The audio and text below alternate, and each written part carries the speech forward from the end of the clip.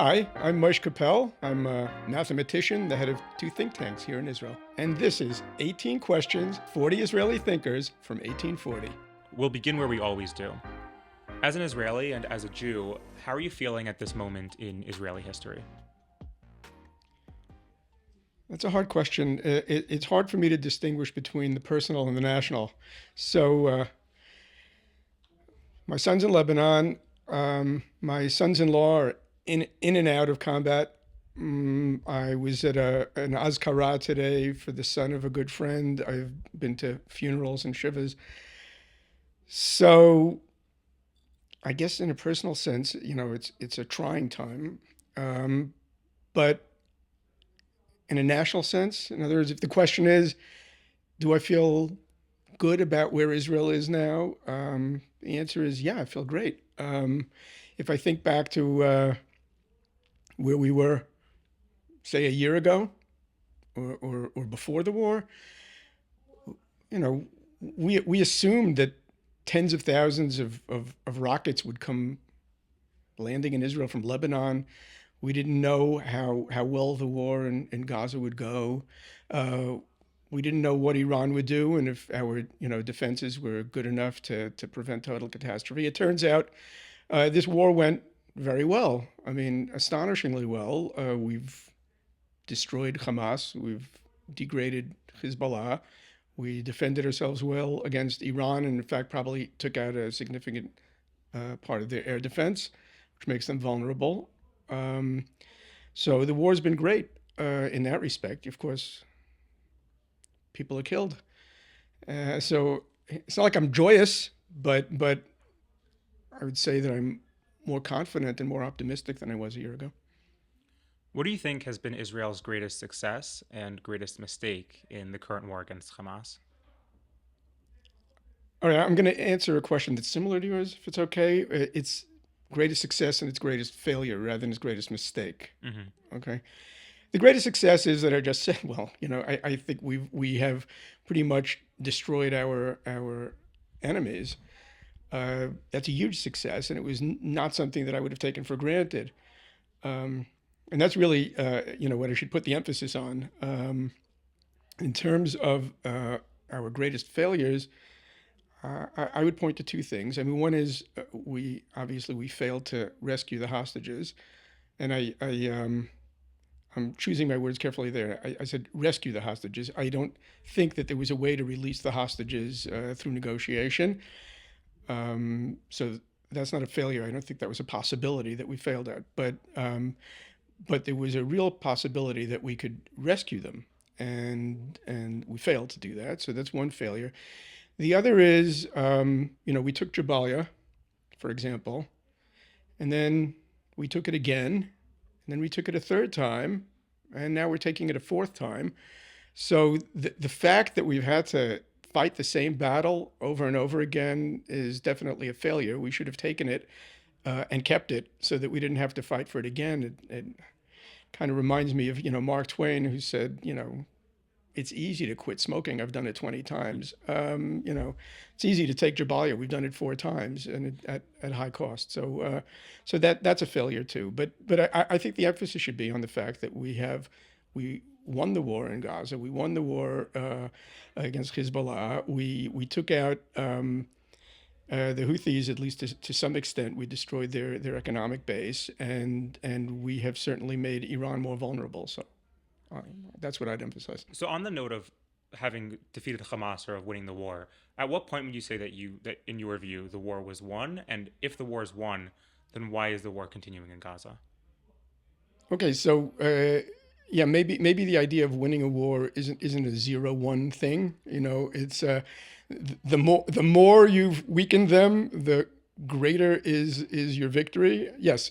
There is the possibility of total victory where they come out with white flags and surrender, like Germany did at the end of World War II, right? Yeah, that's a real victory, but I don't know if that's a realistic possibility. So what do you mean when you say that we defeated Hamas? Well, I maybe should have chosen my words in a way that suggests that it's somewhere on the continuum of victory. In it's not like, okay, it's a 0-1 type victory, but we've degraded them. I mean, obviously, we've killed a great many of their fighters. We destroyed most of their ammunition. We've destroyed most of the tunnels. I mean, it's hard to know exactly how many tunnels there are. You only know about the ones you found, but by and large, we have weakened them. I don't want to use the phrase Hamas is now deterred, because that's been used very, unfortunately, in the past. But I mean, we've weakened our enemies, and by the way, and this is not an insignificant part of it, we have also proved to ourselves that we know how to fight. We haven't had a war in a long time here, thank God, and there was a certain loss of confidence. Can we really do this? And it turns out, yeah, we can. And we will be less hesitant to fight the next time we need to fight, knowing that we're capable of fighting and winning. On the note, you also mentioned a separate follow-up on that. You said we had failed to rescue the hostages, and you mentioned that you didn't believe negotiations weren't a failure because that wouldn't have been any course of action that would have led to the hostages returning to Israel. So the question I have on that is, many people have said that they'd seen it to be the opposite, that rescuing the hostages, meaning through a military campaign or through the IDF, actually finding them and bringing them home in Gaza was never necessarily realistic, given the scope, the size of Gaza, and locating where the hostages are and who they're with, and that only negotiations would have been possible to bring them out. It seems like you disagree with that. Yeah, I mean, it's not that I have any inside knowledge, but as far as I could tell, Hamas at no stage was willing to release the hostages for any kind of realistic exchange. In other words, to come and say, yeah, we want to go back to October 6th. You're going to retreat completely from Gaza. You're not going to fight us anymore. You're going to release all of the captured terrorists, etc. Yeah, that doesn't sound to me like the beginning of a negotiation by somebody who actually wants to finish that negotiation. What do you think should happen now with the hostages? Do you think that there is a course of action that Israel can take to rescue them, or you think that at this point there isn't much that can be done? I have no idea. The fact that we haven't succeeded in releasing the hostages, after all this time, would suggest that it's a difficult task, and we may not be capable of it. But it's possible. Maybe we still can, and it may be that now that Hamas has been sufficiently defeated, and that Hezbollah is at least very temporarily, and by the time this airs, this may no longer be true, but is at least very temporarily out of the game. It may be that there are new possibilities that are opening up. I have no idea. How do you think Hamas views the outcome and aftermath of October 7th? Was it a success in their eyes? I have no idea. I cannot put myself in the mind of a Hamas terrorist. I don't understand what their utility function is. Like, what is it that they're trying to achieve?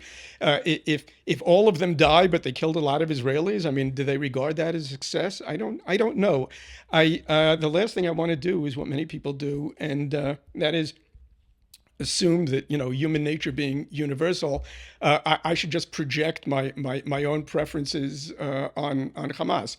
I think it's a dumb thing to do. They're obviously very different than me, so I really can't get myself into their heads. What do you look for in deciding which Knesset party to vote for? Okay. All right. Let's attack this from a more general point of view. What are the possible ways you could approach choosing, right?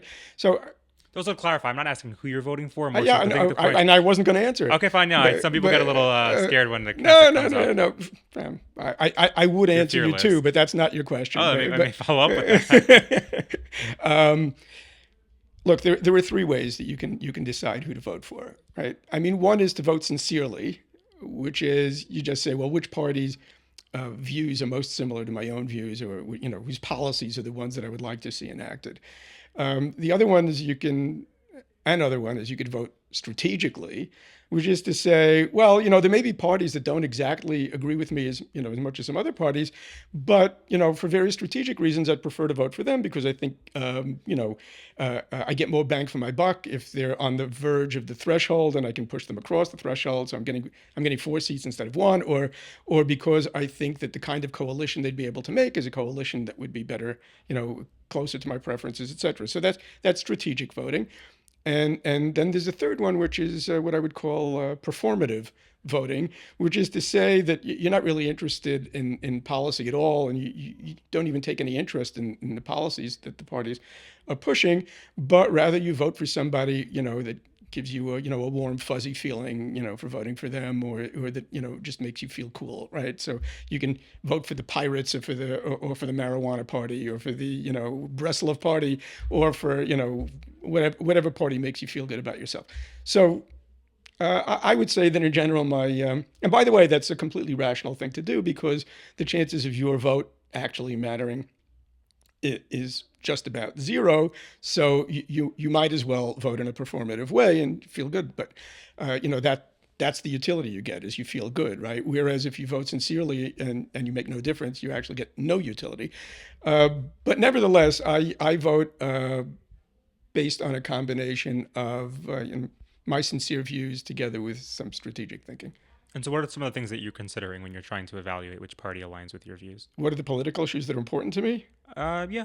Or the things that you look at that may be political issues, or there's maybe something else, but however you feel answers the questions. I mean, these are political parties who are going to be doing politics. So guess what? I think about political questions when I vote for them, right? So, like when I choose my barber, I, choose the guy who actually can cut hair, right? Not for his political opinions.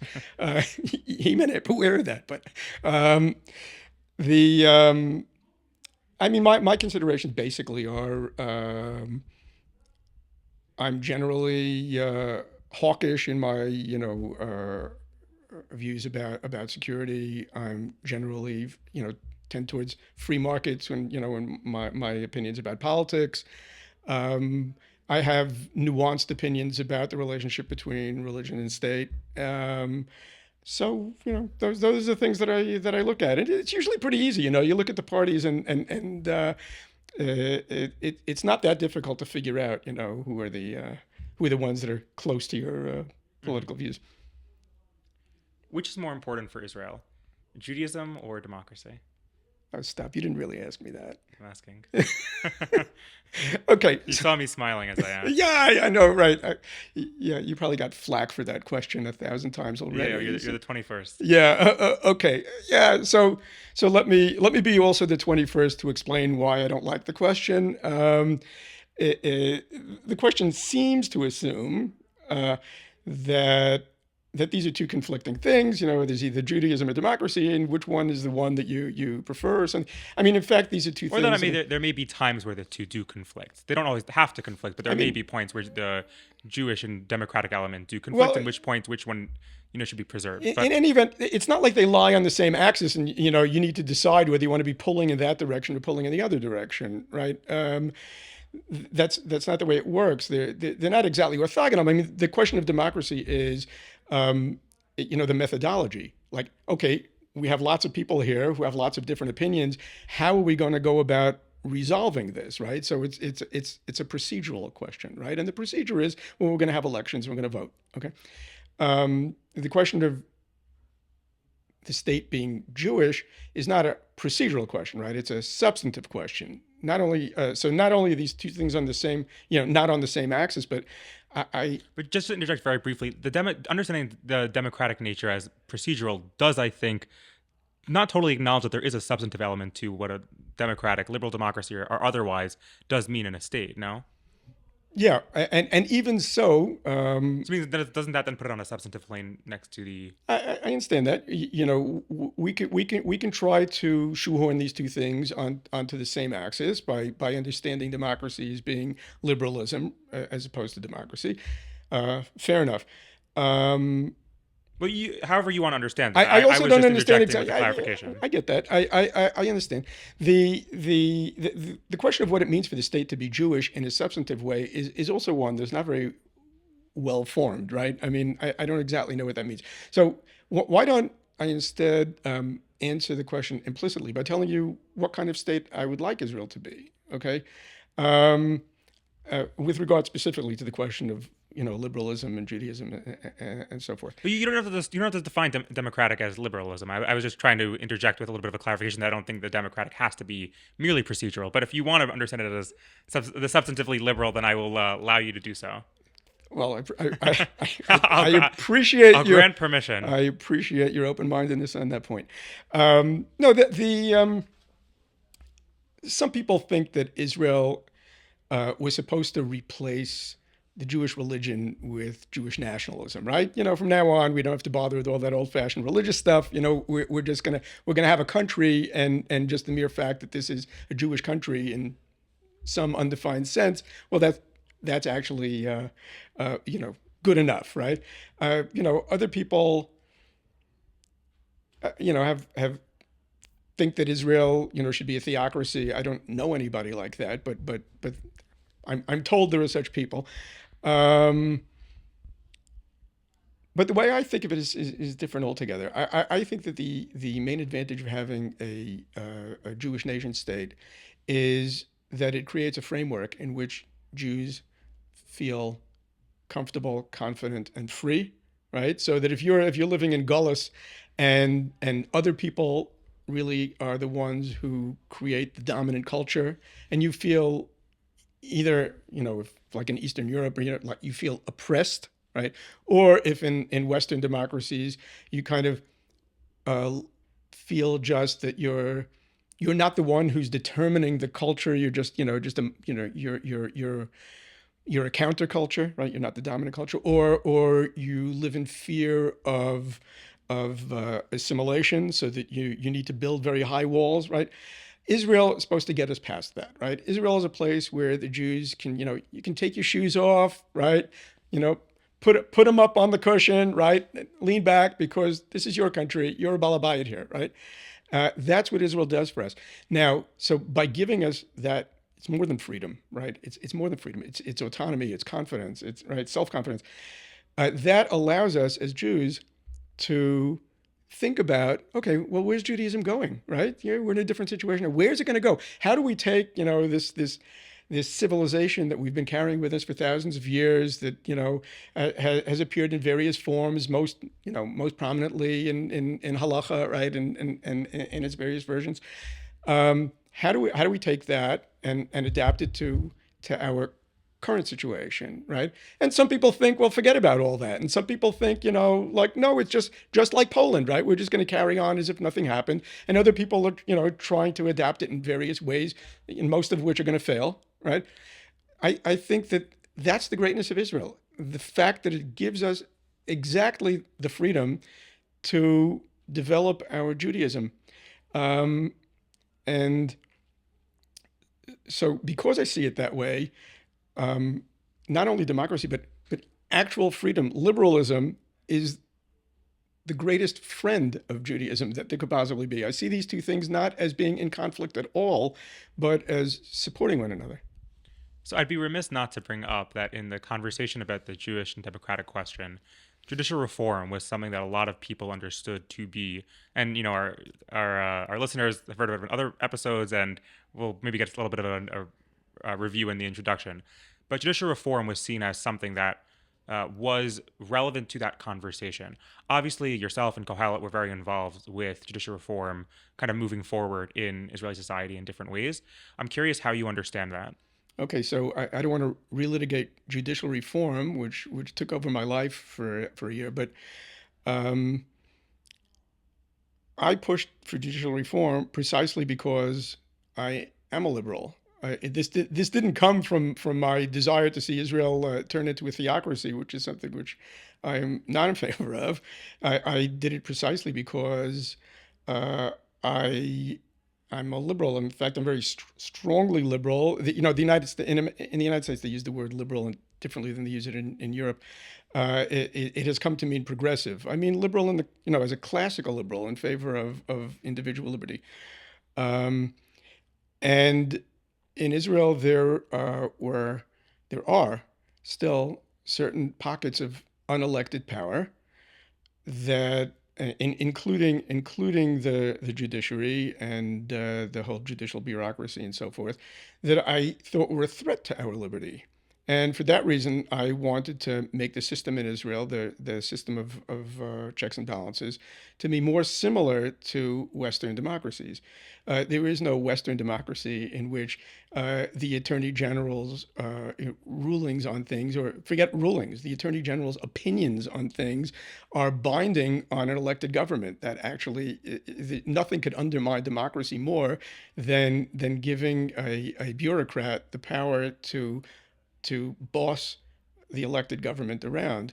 I thought that the courts did not have any of the standard limitations that one has, right? You know, when there were checks and balances, there were checks and balances in all the branches, and the checks and balances that there customarily are in Western democracies on the judicial branch didn't exist in Israel. They still don't, in the sense that everybody has standing before the court. Everything is justiciable before the court. Everything is grounds for the court to get involved. I mean, none of these things hold in any other Western democracy. I did it precisely because I'm a liberal. Should Israel treat its Jewish and non-Jewish citizens the same? Did anybody say no to that? It's hard for me to imagine, but yes, obviously Israel should treat its Arab and Jewish citizens the same, but. And I hate to say but after that, okay? Maybe I should take back that but and say and, okay? And it is important to distinguish between individual rights and collective rights, okay? So, one could argue, and many have argued, well, the fact that Hebrew is the national language and Arabic doesn't have the same status as Hebrew, at least not since 2018, well, that's does not grant equality to those citizens whose first language is Arabic, right? The fact that Israel has on its flag a Magen David, which is a Jewish symbol, and it doesn't have an Arab, or a Muslim symbol, that's a form of inequality, okay? That's a position that I do not agree with, okay? I think the whole idea of a Jewish nation state is that at the collective level, the symbols, the language, the immigration policies, and more of the state reflect the values and preferences of one particular collective, in this case the Jews. Now the question is, well, where is the boundary between collective rights and individual rights? Can I come up with some intermediate case where it would be difficult to determine whether that's part of the collective character of the state or a matter of individual rights? Yeah, you could probably come up with something and make my life difficult for me, or for anybody, right, who's in favor of a Jewish nation state. But by and large, I mean, usually the boundaries are pretty clear, and the answer is yeah, everybody's equal before the law. Everybody has the same individual rights, but Israel, as as a country, is the Jewish nation state. So you mentioned in 2018 that the status of Hebrew and Arabic changed, reference to the Jewish nation state law. How do you see that as relevant to this question? Meaning, is that something that you see as reflecting merely the collective preference, as you said, or do you see that as somehow not necessarily balancing that correctly? No, that was I wrote it, so I think it balances. I think it balances correctly. I wrote it in 2004, and then for 14 years it went bouncing through the system, changing back and forth. What came out at the end was not exactly what I wrote, but it's pretty close. What was different? So there was the phrasing on settlement was kind of I think that in the final version it was kind of an awkward phrasing. I think it was a little bit aggressive. I think I wrote something much more subtle than that. There were all kinds of other, subtleties, but by and large, it was fairly similar. The whole point of that was exactly to try to demarcate the line between what's collective and should go into that law and what's individual and doesn't belong in that law. What role should the Israeli government have in religious matters? Short answer, the less the better. uh, precisely because Judaism is very important to me.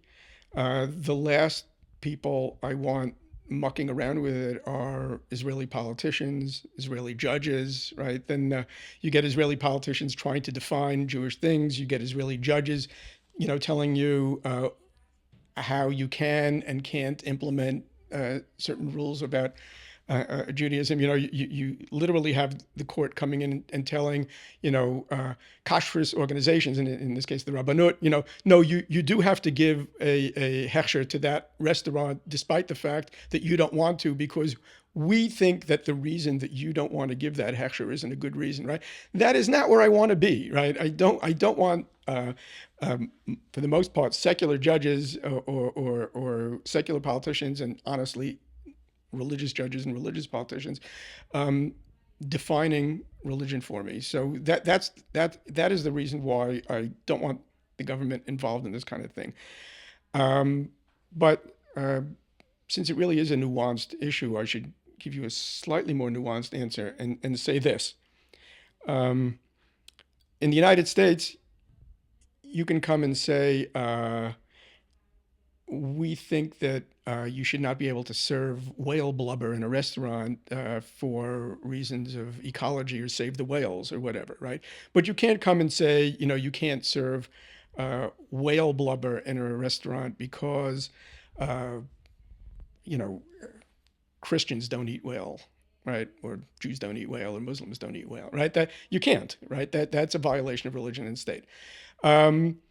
I don't think that makes any sense for Israel. In other words, I think it should be perfectly okay for somebody to say, I would like to propose this law because I think that Jewish culture or even Jewish law, it doesn't matter, forbids it, and I think I think that the state should forbid it for that reason.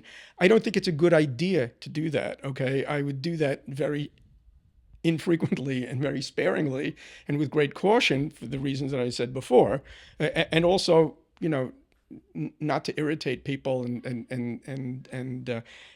cause resentment against religion.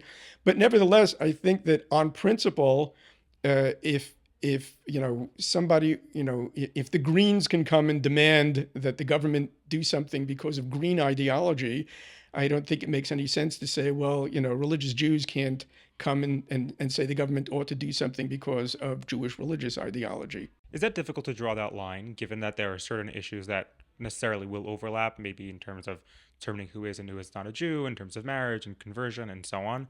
Meaning, I guess, what are the questions or considerations to guide when it isn't appropriate for the government to do so, in your ideal world? There are several different kinds of issues when it comes to the question of should the government forbid this because Jewish religion forbids it. That's the kind of thing where it's a judgment question. I don't think there's one right answer. My general tendency is to say, let's not get involved with that. Probably no good will come from it. But it's nevertheless, it's a judgment question. And there are plenty of cases where I would say, it's worth it. Okay, I'm willing to pay the price of getting the government involved in religion, even though I don't think that's generally a good idea, because in this particular instance, I think it's very, very important. Okay. There are cases where I would take a much tougher view, and that is, should the government be, should there be government-sponsored rabbinate and things like that, which I think almost no good ever comes from that, okay? And then there are these, cases like, should the government be, funding shuls or mikvahs or things like that? And there, my tendency is, look, I don't want the government funding anything, all right? I mean, anything, very few things, okay? So people always, say to me, oh, you don't think the government should be funding shuls? Well, they fund the opera. Why shouldn't they be funding shuls? And my answer is, well, I don't think they should be funding the opera, okay? So yes, as long as they're funding the opera, then, I understand why people say, well, if you're going to fund their preferences, fund my preferences too. But if you ask me what I think the ideal is, I think the ideal is that anything that's not really a public good, according to an economist's definition of public good in the strictest sense, people should fund for themselves, the opera and the mikvahs. Now that Israel already exists, what's the purpose of Zionism? Like, it exists, so like, what the hell? Forget it. Why bother? You tell me. Yeah, no. Look, the definition of Zionism has evolved. Okay, in the olden days, when the state was a pipe dream, you were a Zionist if you thought that it would be good for the Jews to have a state. All right, and then people chose sides on that, and the Zionists, the people who thought it was a good idea, then moved on to the next question, which was there was a fight for us, right? There was a struggle to establish a state. We needed international recognition, and then the question really was: you were a Zionist if you thought that the Jews have a right to a state. Okay, just like any other nation claims the right to their own country, right? Well, the Jews are entitled to where they have the right to a country. That was where the struggle. That's what made you a Zionist. Maybe in the days of the founding of the state and so on. Now, I think what makes you a Zionist is if you say, "I want to contribute to the Jewish state." Right. So you ask me now, what is the purpose of Zionism? The answer is the purpose of Zionism is to contribute to the state, to contribute to its security, to its prosperity, to its cultural progress, etc. That's what Zionism is for. We couldn't possibly maintain this state without people who felt that way. Is opposing Zionism inherently anti-Semitic? So it's not inherently anti-Semitic, it's just usually anti-Semitic. Let's go back to my previous 3 definitions of Zionism. There are plenty of people who think that it's not good for the Jews to have the state, right? I mean, if you're a Satmar Chassid, you think that it's not good for the Jews to have a state for your own theological or halachic considerations. That certainly doesn't make you an anti-Semite. I mean, sometimes in anger, when I'm arguing, with or about Satmar Chassidim, I may make such an outlandish statement. But in fact, no, I don't think that Satmar anti-Zionists are anti-Semitic. Okay, that would be foolish. But most of the people now who claim to be anti-Zionists but not anti-Semites. Well, some of them are proud to be anti-Semites as well, but those who claim to be, they're not arguing whether it's good for the Jews to have a state or not, okay? And they're not arguing the question about, contributing to the state. I don't expect anti-Zionists, on the campus of Columbia University, right, to be volunteering on a kibbutz. That's nothing, right? The issue is really about whether the Jews have the right to a state, okay? So when somebody thinks that the Palestinians or any one of another 1,000 ethnic groups have a right to a state, but somehow that right ends with the Jews, yeah, they're probably anti-Semitic. So the question on a point you're making, that whether or not it's good for the Jews to have a state, many of the people who do oppose Zionism will say that they oppose Zionism because whether or not it's good for the Jews to have a state, it's not good for the Palestinians for there to be the Jewish state. And at least what they profess to be their vision is the binational, secular, kumbaya, one-state reality. So given that consideration, how does that really fit in with your understanding of those who are opposing Zionism today? You're suggesting that there are anti-Zionists who sincerely believe in a kumbaya binational state with Jews and Palestinians I can only say living side by side? Well, I can only say what they say, but that at least I refuse to take that possibility seriously. Okay. What about it? I don't think that anybody sincerely. It's obviously not possible, and B, it's almost equally not possible that somebody sincerely believes that it is possible. So if I'm getting deep into modal logic here. I don't know if you realize it, but no, but feel free to honestly, point out any Easter eggs for the.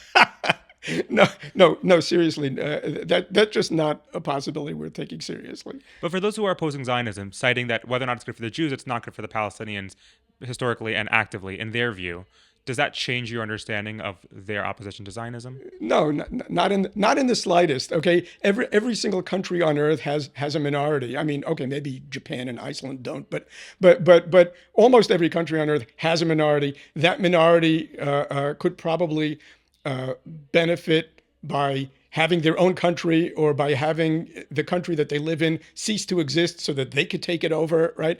That is not that is not a persuasive argument. When there's only one country in the world where you suddenly think, gee, they shouldn't have a country because it's bad for some minority group. No, that's not serious. Well, just to clarify, as one of our listeners that actually emailed specifically in general with this Yeah. type of follow up is that they're not arguing that for the minority of Palestinians it's unfair that they have to be a minority in the state. They're arguing that A, historically it's unjust or there was injustice done or wrongs against the Palestinians in how the state was created, and that B, there are active wrongs, let's say for the broadest word, against Palestinians.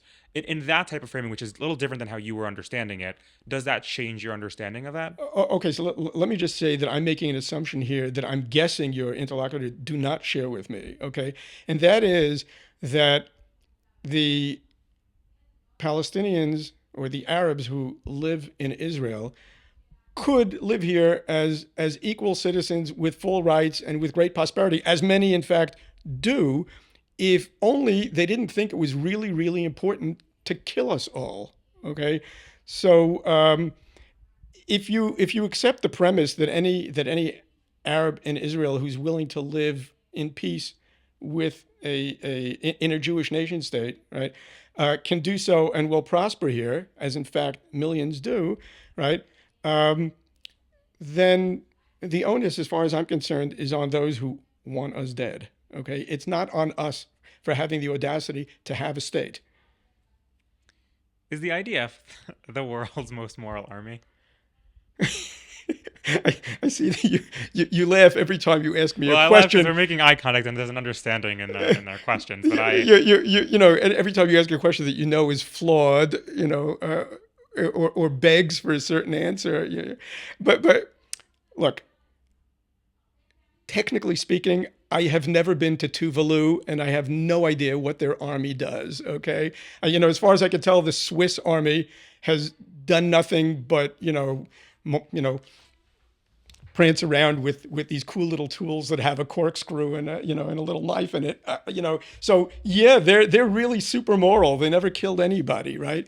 But really, I mean, what is it that makes an army moral? What makes an army moral is when they're actually challenged, right? When they have to face a situation in which they need to fight a very cruel enemy that hides behind civilians and need to make these kinds of moral decisions every single day, right? Uh, can we take out a mortal threat to our citizens, right? When that involves killing their citizens, right? And these are subtle questions of proportion, right? I'm not gonna kill a million people, right, in order to take out one guy, with an RPG, right? So these are difficult decisions, and I think, having served in the army myself as a combat medic, having two sons and two sons-in-law served in the army, I think that we deal with these questions admirably. I mean, sometimes I think that we make immoral decisions in the other direction, which is that we put our own soldiers at risk in order not to cause too much harm to enemy combatants and civilians among whom those combatants are embedded. Sometimes I think we actually go too far in that direction, and that also is a moral question, right? It's immoral to do that as well. You're endangering my son because of some kind of moral consideration that I think is completely wrong, right? But the short answer to your question is yes, we are a super moral army. I have no idea what goes on in a lot of other countries in the world. So how do you understand when you'll see different reports or different accusations against the IDF, either in specific instances or more broadly? When you're reading those types of things, how do you usually respond to them? And I mean, if you're looking for specific things, I'm happy to cite individual things, but I'm curious more generally. So more generally, since I think there are lots of people in the world who don't have a great fondness for Jews or the Jewish state, I I find it fairly easy, and you may say convenient, to brush them off as being as simply being less concerned with Jewish lives than they are with other people's lives, or at least have a political or other interest in painting the Jews in a negative light. Are there instances in which we're not perfect? Obviously. The question is, and in those instances where we're not perfect, I think we should remedy it, right? But should I take seriously those who magnify every single mistake or even not mistake, right? Every single thing that Israel does right, but put it in the most negative possible light? Should I take them seriously? Should I? No. If you were making the case for Israel, where would you begin? Well, it depends on whom I was making the case to. Um, Fundamentally, there are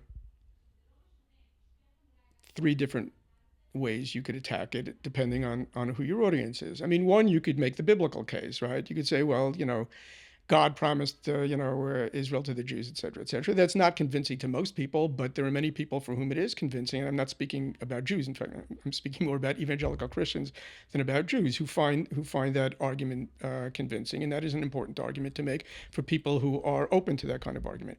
Then there's the argument, based on collective rights, national rights, et cetera. If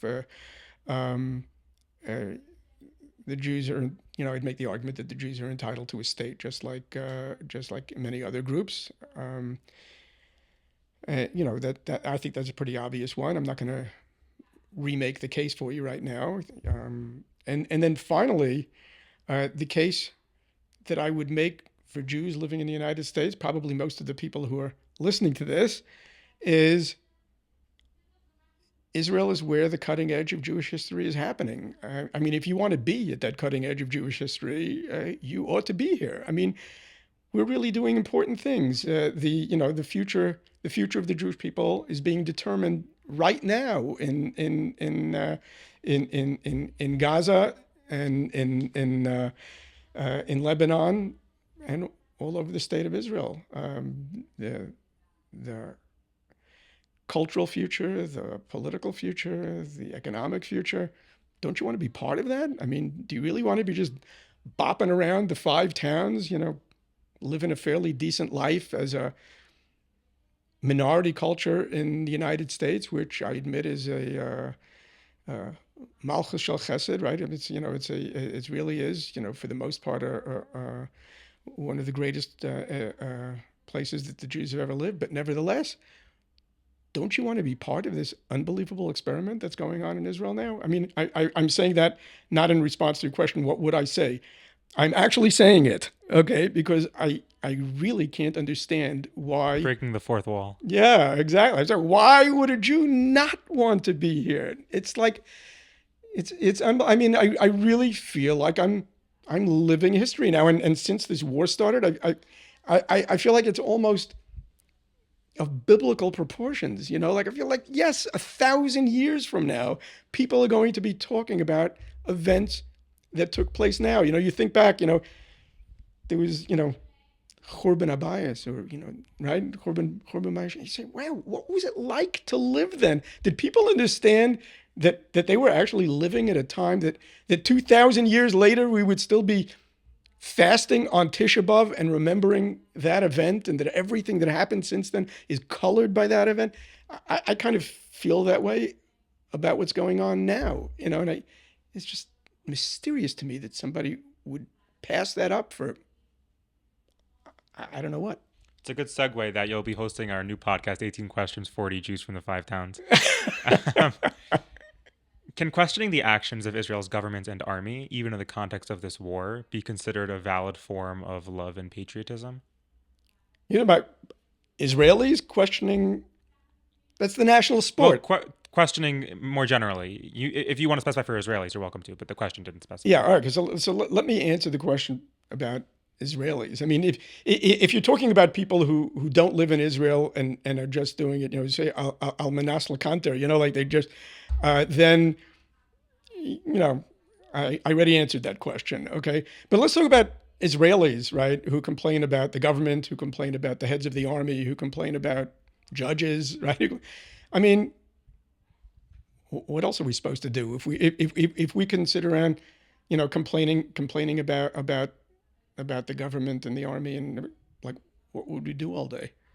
But those outside of Israel, you don't think Well, I that answered that criticism. before. I mean, it depends. I mean, there are people outside of Israel who love Israel and complain about the same things I complain about sitting in Israel. The question isn't geography. The question is what's your motivation, right? If your motivation is well, I feel like I'm part of Israel even though I live in the five towns, which is I get that, and I want to complain about it just like my brother in Efrat. I'm totally on board with that. No, but if you're talking about people who just who just hate Israel, because of some political agenda that they have, as I said before, they don't interest me much. What do you think is the most legitimate criticism leveled against Israel today? Um, you can't get solid white tuna, but um, no, Can you actually not get solid white tuna? it's pretty hard. Oh wow. Yeah. Um, I'm sure you're going to start getting reactions about people, well, Yeah, I do want to telling hear you from listeners if where, they yeah, don't. listeners, yeah, please let us know where to get solid white tuna. Okay. Um, Look, when countries make policy, they're always facing trade-offs, right? I mean, you can have more freedom or you can have more equality, right? Those two things are, you can have recognized borders or you can have defensible borders. You can, right? There's a million things where there's no right answer, right? You have two different things that you want that are both important, right? And you need to find that sweet spot, where you think you're maximizing something, all right? Um, so where exactly is that sweet spot between freedom and equality, right? Like when is there so much freedom that we're leaving people behind, right? Or when is there so much socialism that that people are not able to right to live freely, right, the way they'd like to. There's not a right answer. I have my preferences, and other people have different preferences. So if the state of Israel has decided on some particular trade-off question like that, and almost every question they deal with is a trade-off question, right? Um, you know, being nice to our neighbors or being concerned with the security of our citizens, right? These are things. It's perfectly legitimate for somebody to say, look, the state of Israel decided that on a scale of 1 to 10, they decided 7, but I think the right answer is 8 or 6. So, in your view, what do you think is the most legitimate criticism that's leveled against Israel? I'm not going to give our enemies ammunition here. It's like I mean, Israel's not a perfect country. There are no perfect countries. And in all But the is there a criticism that you hear that you think that there is legitimacy to that? I'm not saying it has to be from anyone in no, particular, but is something that is, you know, not like an obscure, there's no white tuna, but no, that was a joke, no, by the no, way. yeah, for sure. Okay, But is there a criticism that you hear that where you do see that there's legitimacy to it? as I said, anytime somebody tells me, like on a trade-off question, I think you're not in the sweet Why? spot. What's coming That's to the mind for you when you say that? whatever. Let's say let's take socialist economic policies, right, versus free market economic policies, where you see that the advantages of each, right. You want to have a safety net so that poor people are taken care of. At the same time, you want to have a free market so that the country prospers, right. And okay, so I think that Israel is a little bit too socialist, for my taste, right. So if somebody comes in and says, "Hey, Israel's a little bit too socialist," right, Yeah, that's a legitimate criticism, okay? But again, it's all about fine tuning. I don't think that there's any legitimate criticism where somebody says, Israel is at 0 and they should be at 1. I don't no, I don't think that's the case. Israel is fundamentally a free democratic country trying its best to do right by its citizens and by its neighbors and by its Jewish heritage, muddling through as best any state can. It's doing pretty well. No, so that's why we ask most legitimate, because Yeah. obviously the criticisms that may be popular or may be common may not necessarily. There's not one that jumps out. Is there one that you would say? No. I mean, I honestly, there's nothing that's jumping into my mind going, wow, Israel just complete. I mean, we already discussed judicial reform. I think that the balance of powers between the branches of government is completely screwed up in Israel. That's a legitimate, but that's not the kind of criticism that people from outside Israel generally level against us. We think your judiciary has too much power, right? I haven't heard a lot of that coming from outside the country, okay, except for close friends of Israel who are essentially Israelis who just happen to be in the five towns at the moment. Okay, I have nothing against the five towns, by the way. I love the five towns. Just want to make that clear. Okay, next time I'll talk about Teaneck and Englewood. But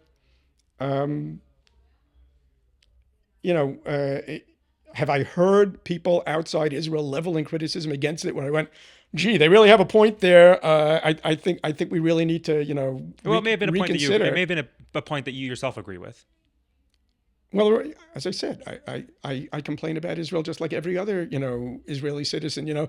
What do we do here between the Kigel and the Chulent on Shabbos? I mean, except for complain, right?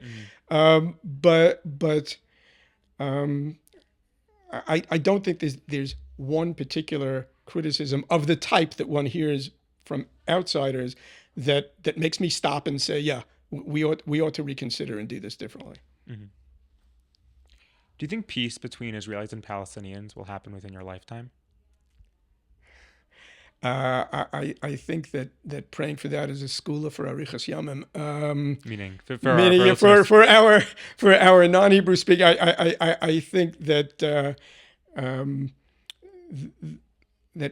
praying for that to happen is a remedy, not a remedy. What's the word I'm looking for? It's a merit, what? Treasuring a merit. Whatever. I will live a long life indeed if I live to see that. Is all I can say. Honestly, I mean, if I thought that the wars between us and our neighbors were over, where the borders are, and we just need to negotiate, like a kilometer here or there, or anything that could be reduced to a number, and they want a 4 and we want a 6. Could we settle on 5? Yeah, then I would think, yeah, what's the big deal? Okay, I don't think that. I think they want us dead. Okay, to be as blunt as possible. When people's They whole being they being those neighbors who keep starting wars with us and shooting rockets at us and threatening us with nuclear weapons, etc. I don't think that that's something that's negotiable. I don't think it's the kind of thing you can reach a compromise on. They just want us dead. I mean, you can't negotiate with people whose whole purpose in life is to kill you. What do you envision as a solution or as an end to this type of conflict? I think that Israel needs to be so strong as to simply make our enemies incapable of fighting against us, right? I mean, it would say that it should be not worth their while to fight against us, right? They should be deterred by our strength. But that doesn't seem to work. We are much stronger than them, and this didn't deter them. Apparently, killing a bunch of us in exchange for us killing a whole bunch more of them was... Apparently, that was... Either they greatly misjudged the outcome of this war, or they thought that was a worthwhile deal. So... I think that we need to get ourselves into a position where we are so overwhelmingly strong that they don't make a misjudgment like that, and they don't dare start with us. That's it. This strength is the only answer. What do you think should happen with Gaza and the Palestinian-Israeli conflict after the war? That's a hard question to answer. Because look, I'll tell you what we want. All right, what we want is for them to no longer be a threat to us. Okay, and the way for them to no longer be a threat to us is for them simply not to be there. Okay, as long as they're there, they're going to be, using rebuilding as an opportunity to rebuild the threat, to rebuild the tunnels, to rebuild their weapon stock and their positions, and so forth. Honestly, and hypothetically speaking, and I'm going to make sure I'm clear on this point. This is hypothetical. If Gaza would sink into the Mediterranean, that would be the actual optimal solution. I don't mean with people in it. Okay, if it simply disappeared, then there would be no threat to us. It's not. In other words, the point for us is not, hey, we have designs on Gaza. We would really like to be living there. We want to put all of the Yishuvim back there. There are many people who want to do that, but they mainly want to do it because they think that that is the only way for us to maintain military control of the area, that you can't maintain military control without a civilian presence, okay? But that's not in itself important. What's important is that the threat cease to exist over there. One thing that we should be doing, and it's primarily because the United States and Egypt have prevented this from happening. You may have noticed that when Russia invaded Ukraine, right, Ukrainians left Ukraine. Russians left Russia. Many of them came to Israel, right? But with the war in Gaza, right, taking a heavy toll on civilians, why are there no Gazan refugees going to the Ukraine? Okay, maybe the Ukraine wouldn't be my first choice either, but why aren't they going to other countries? Well, nobody's letting them out. Israel would be perfectly happy to let them out, but Egypt isn't letting them out, and the United States has not done anything in order to force Egypt to let them out. In fact, the United States created pressure on Israel by making sure that Egypt didn't let these refugees out. So one part of it would be to let them go. I'm not forcing them to go. I'm not saying force them to. Let them go. There are people who want to get out of that hell. We have no interest in keeping them there. So certainly one major part of the solution would be to let people who want to leave. Do you think Israel is properly handling the Iranian threat? I think it's too early to say. There's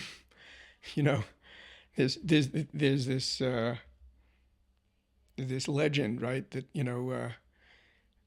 that Henry Kissinger asked Zhou Enlai, the premier of China, and he said, "What is he?" He asked him what he thinks of the French Revolution, and he said, "It's too early to say." Right.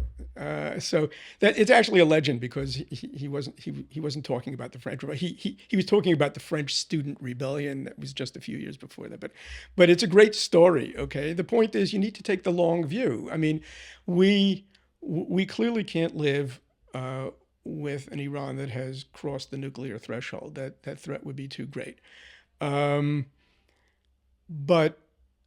whether or not we've handled it correctly, we'll only know a month or 6 months from now, or maybe a year or 5 years from now, when either we've destroyed the Iranian nuclear program completely, or when they have crossed that threshold, and then we'll know the answer to your question. I mean, on the whole, I think that by taking out its main proxy, Hezbollah, and its minor proxy, Hamas, and by taking out at least a good portion of its air defenses in our last attack over there, we have certainly put ourselves in a position where we have a pretty decent opportunity to take them out, especially after January 20th.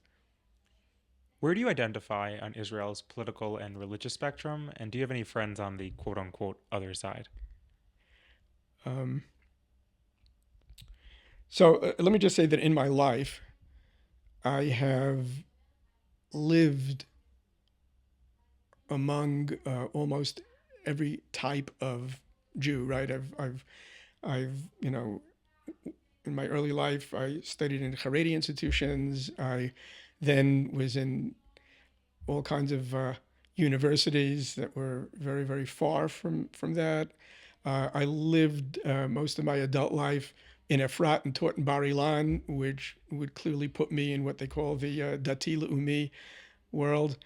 Um, but the way I would put it is I'm I'm religious Zionist or Dati Le'umi without the hyphen, meaning Yosef Burg, the famous Mafdal politician of back in the 60s and 70s, was known to have said that in Dati Le'umi, in the phrase Dati Le'umi, national religious, the most important thing is the hyphen, meaning to say that your nationalism needs to be of a religious type and that your religion needs to be of a national type, okay, which is a kind of a very Kooknicky way of looking at the world.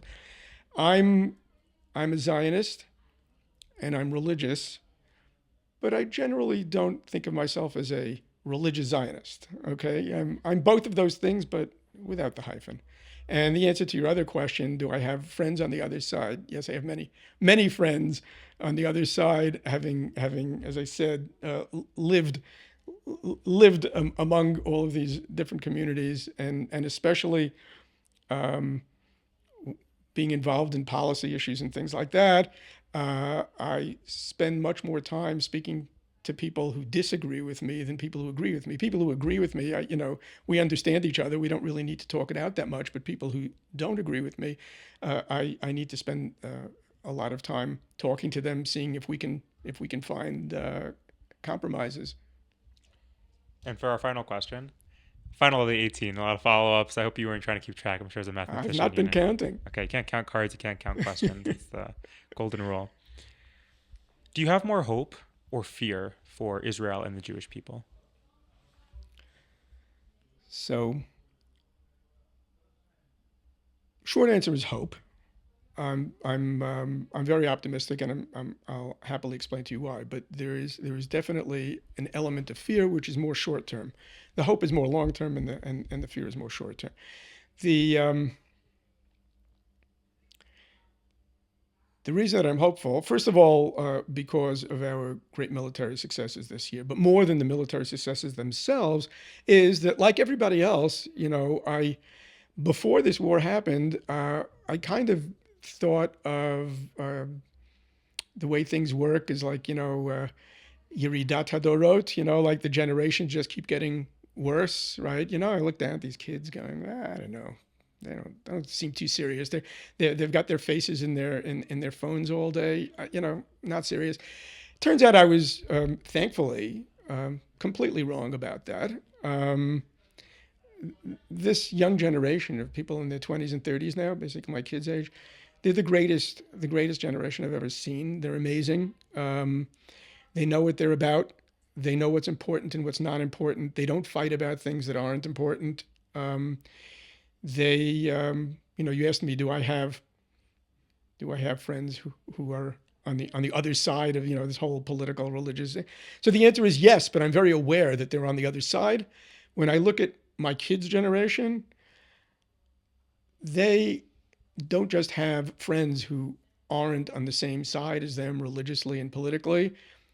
They're hardly even aware of all that. You know what I mean? They just very naturally cross boundaries all the time. So I think that Israel is really on the verge of a major breakthrough in the sense of where we're headed. Tremendous amount of unity that I see in the younger generation. The idea of an Israeli Jewish culture, right, which we've been struggling towards, and people write books about it, and none of it matters because this next generation is simply living it. Okay, they're just making it happen by living it, and that gives me tremendous hope. The short-term fear is And I go back now to, I told you that I had many, many conversations with people who disagree with me in the context of judicial reform mainly.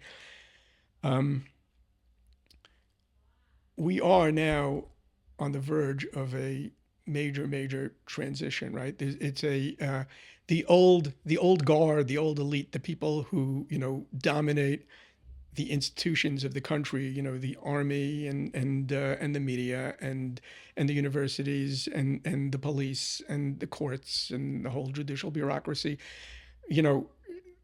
Those people are aging out, and there's a whole new generation coming in that's very different than they are, right? That doesn't have the same axes to grind that they do, that doesn't have the same resentment of religion or the same resentment of right-wingers or the same resentment of Bibi Netanyahu personally, etc.